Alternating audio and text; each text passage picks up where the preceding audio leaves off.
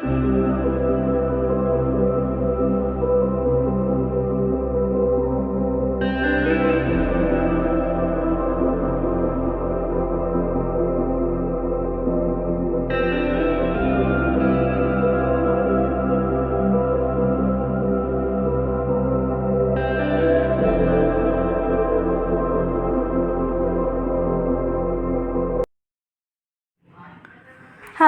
Everyone.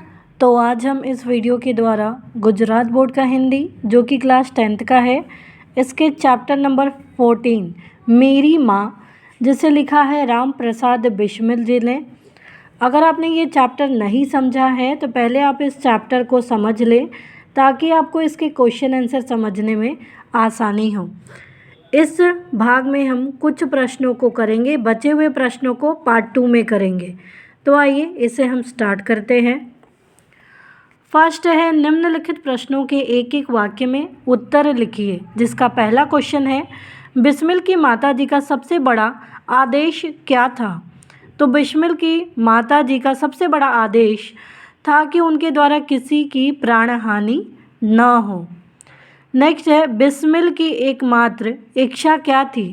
तो बिस्मिल की एकमात्र इच्छा एक बार श्रद्धापूर्वक अपनी माँ के चरणों की सेवा करके अपने जीवन को सफल बनाने की थी, कि माँ के चरणों की सेवा करे और अपने जीवन को सफल बनाए। नेक्स्ट है, बिस्मिल ने वकालतनामे में हस्ताक्षर क्यों नहीं किए? तो वकील साहब ने बिस्मिल से वकालतनामे में उनके पिताजी के दस्तखत करने के लिए कहा, तो यह काम उन्हें धर्म के विरुद्ध लगा, इसलिए उन्होंने वकालतनामे में दस्तखत नहीं किया, क्योंकि वहाँ हस्ताक्षर चाहिए था पिताजी का और बिस्मिल जी को बोला गया कि आप अपने पिताजी का दस्तखत कीजिए, तो वो ऐसा नहीं किए क्योंकि उनको धर्म के विरुद्ध ये कार्य लगा। नेक्स्ट है, बिस्मिल की माताजी के विचार पहले की अपेक्षा अधिक उदार कब हो गए थे? तो बिस्मिल की माताजी ने जब पढ़ना लिखना सीख लिया और वे देवनागरी पुस्तकें पढ़ने लगी, तब उनके विचार पहले की अपेक्षा और अधिक उदार हो गए। नेक्स्ट है, निम्नलिखित प्रश्नों के उत्तर 2-3 वाक्यों में लिखिए। जिसका पहला प्रश्न है, बिस्मिल को अपनी एकमात्र इच्छा क्यों पूरी होती दिखाई नहीं दे रही थी?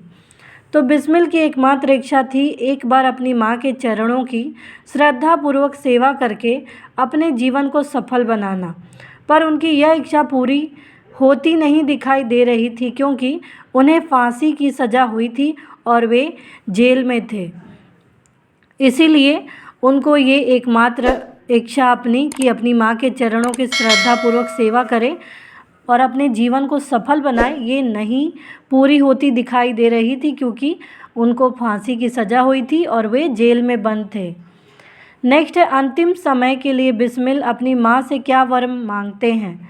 तो अंतिम समय के लिए बिस्मिल अपनी माँ से यह वरदान मांगते हैं कि वे उन्हें ऐसा वर दे कि अंतिम समय में भी उनका अर्थात बिस्मिल का हृदय किसी प्रकार विचलित ना हो और वे माँ के चरण कमलों को प्रणाम कर परमात्मा का स्मरण करते हुए शरीर को त्याग दे।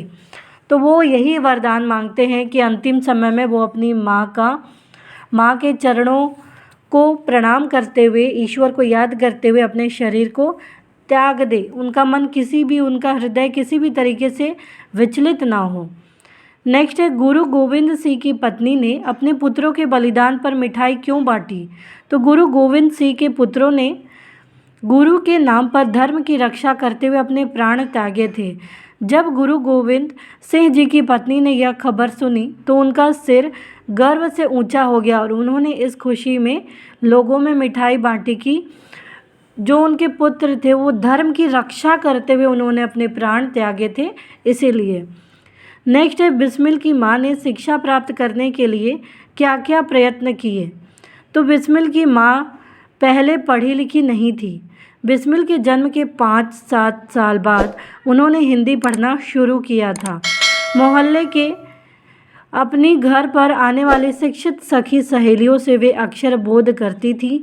घर के कामकाज से जो समय मिल जाता उसी में उनका पढ़ना लिखना होता था।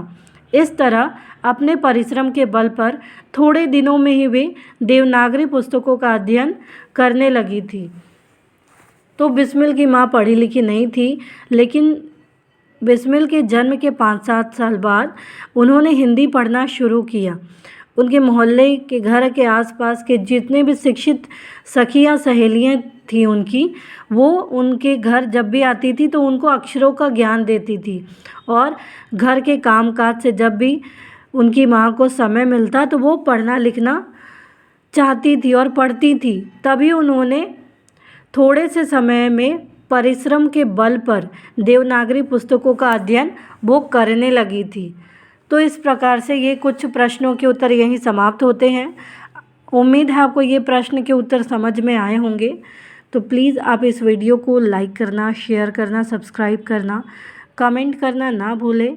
Thank you.